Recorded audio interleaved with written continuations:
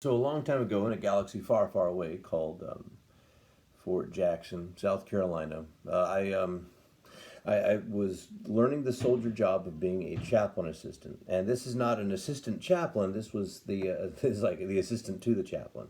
Um, for those of you who like The Office, yes, I was Dwight Schrute. Except that I wasn't mistaken about what my identity was supposed to be. It was mostly a clerical job. So our job was to screen counseling appointments for the chaplain, make sure that his schedule was good to go. If we had a vehicle assigned to our section, we would generally drive them where they needed to go if we're in that kind of a situation. We would make sure if we were assigned in a building that the building stayed clean and secure. We made sure we maintained all of the equipment inside of the building because chapels actually have lots of really expensive equipment and stuff. And so that was our work. That was our job. It was take care of the place and take care of the man.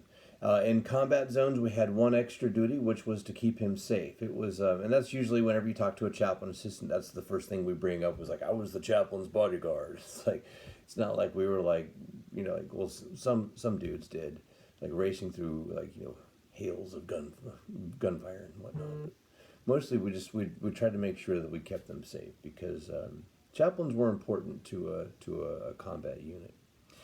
But going through the school for it was a whole different thing. I mean, they were preparing us to like go into a situation where we'd be under fire every day, and it was just going to be the most dramatic thing ever.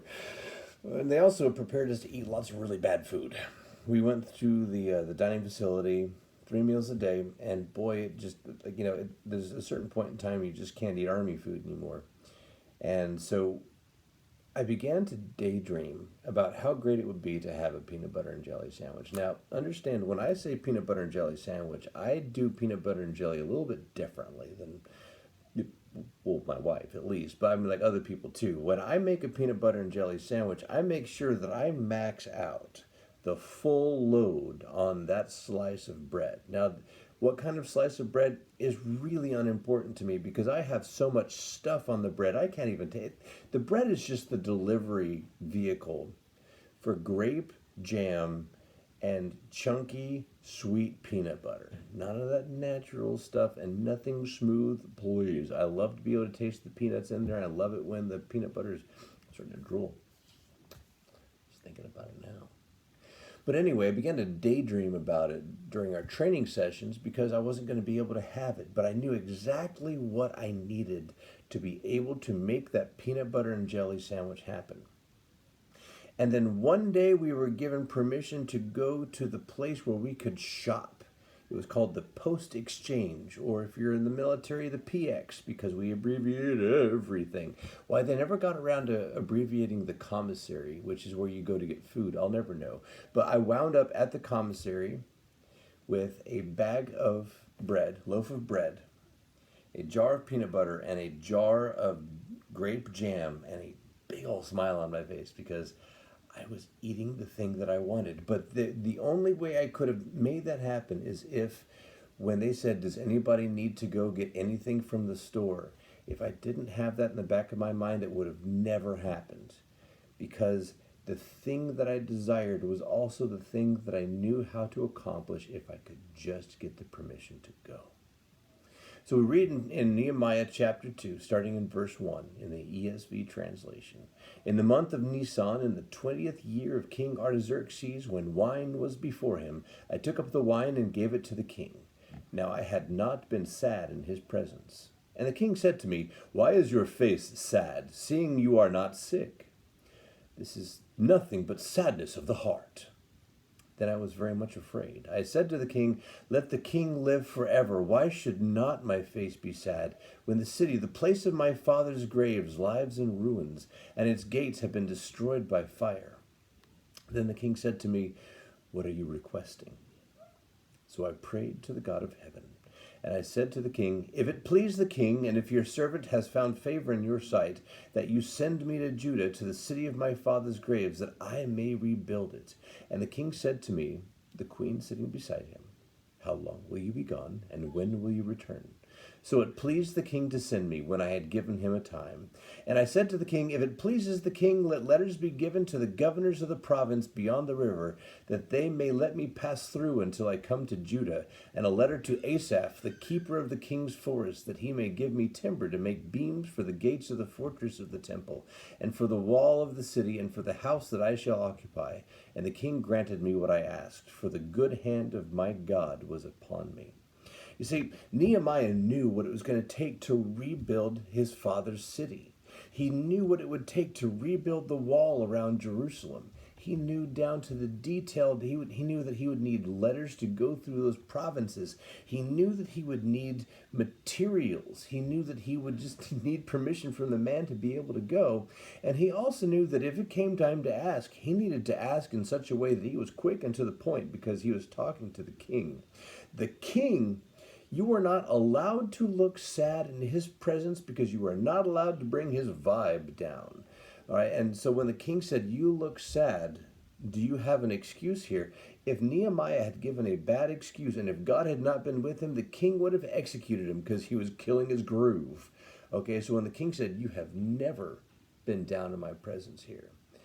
And Nehemiah said, you know, I hope you're the king for a long time, but my heart's sad because of my father's city. And he tied it to family. He tied it to tradition, which Artaxerxes would have definitely have been part of, because he's like, this is my people. This is my land. This belongs to me. And so, obviously, he wants the legacy of the places where he rules.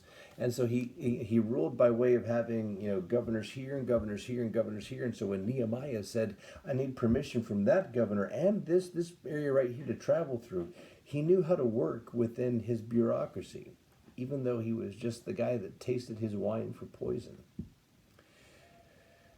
What we need to do is we need to know the things that we desire. We need to understand what they are. And first, like last week, we have to go through the process of knowing whether or not the things we desire are the things we should have. But if they are the things that we should have, we need to come up with a way of understanding how to make those things happen. Because at some point in time, we are not going to have the full empowerment to make it happen. We are going to have someone to come alongside of us, and also someone to be giving us permission to do that work. And that's important. It's important for us to make our way through that. So we have to meditate on the dreams that God gives us. Now, it's important to know that we're not meditating on the dreams that we give ourselves. And so we have to test that out. We have to test the spirit of that desire out. And we have to determine, do I want this for me, or does God want this for me? Or do I want this for me because God wants this for me? Because once we're at that place, dude, go. And you just need to know what it's going to take to get the work done. But the more you know about what it will take to get it done, the better things will go when you say, well, to make this plan happen, I'm going to need X, Y, and Z. Because then it doesn't look like you don't know what you're doing. Then it doesn't look like you're a person who doesn't have a plan. Because if a person has spent that much time just on knowing what their materials are, that person's probably also going to know how to get business done. And Nehemiah is about the business of rebuilding a wall. Rebuilding the security and safety for people in a city, so that they are no longer ransacked by the people who pass through. And Jerusalem was constantly ransacked because it was at the crossroads between these ever connecting worlds, between the Greek world and the Egyptian world, and the Middle East and the Southwest Asian world with Persia. It was this place where all of these cultures were beginning to come together and traveled through there. The reason why Rome wanted it was so they could tax the trade that was happening through the area that was traveling through Jerusalem. And so it needed a wall. It needed safety. It needed protection. And Nehemiah wanted to restore that for his people. And in order to restore that, he had to know what it was going to take. I want you guys to take some time to consider what it is that God has laid on your heart that you need, and consider what it is that you can do about it. What can you do to build that? And outside of all of that, if you can just straight do it, get it done. But at some point in time, you're going to need some partnership. You're going to need some help. And you need to know how much you are going to need to ask. Not how much you think you can ask. Not how much you think you can get away with. What is the job going to take?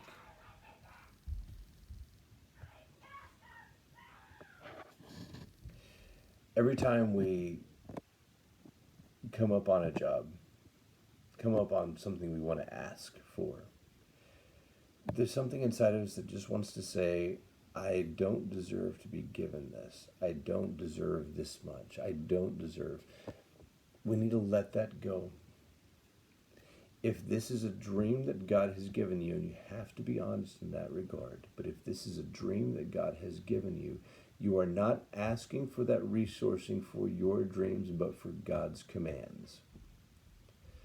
And because I've been given a lot of information on people who preach health, wealth, and prosperity and all that stuff, I'm not saying that God is going to resource you having 17 cars and a private jet.